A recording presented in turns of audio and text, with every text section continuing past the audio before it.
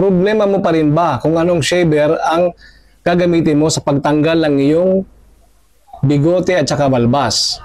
Meron akong share sa iyo na shaver na baka makalutas ng problema mo. Ito ay isang shaver mula kay Yando Shaver, no? Pag ito nabili mo, lahat ng problema mo at pangamba sa bigote mo, masasagot na ng shaver na ito. Bakit ko nga ba ito nire-recommend? Nire-recommend ko siya kasi bukod sa mura na, napakatalas pa at napakatalim pa ng shaver na ito.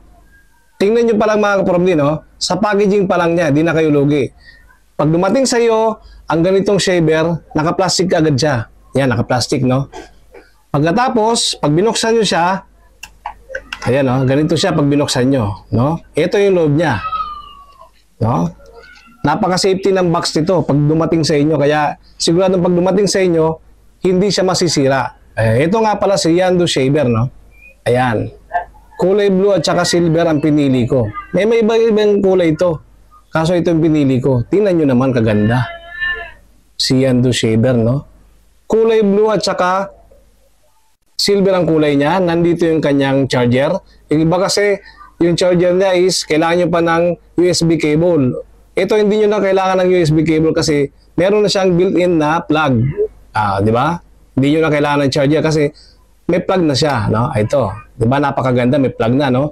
Ang maganda pa rito mga kaprondi, meron din siyang built-in na trimmer. Ang trimmer kasi mga kaprondi, ginagamit yan pag ganitong kahaba na ang inyong mga bigote, hindi nyo muna basta-basta gagamitin ng shaver, no? Kasi pag ginamit nyo to, sigurado sasabit lang yan dito at saka isipin nyo na baka mapurol yung shaver, no? Kaya ito may pampindutan dito, yan ang purpose para mabuksan nyo itong trimmer niya. Ayan, o, no? Pindutin natin itong button niya rito. Yun, di tumas, di ba? Ngayon tumas na siya, pwede nyo siyang pindutin dito sa on-off button niya dito. Try natin, no? Yan. Dahil napindot nyo na, pwede nyo siyang i-trim dito. Pag na-trim nyo na to, saka nyo naman siya ibababa. Kailangan ibaba nyo to. Ganun po ang paggamit kay trimmer niya, no? Kailangan ibaba nyo muna para yung motor naman itong shaver ang gumana. Ganun po ang paggamit.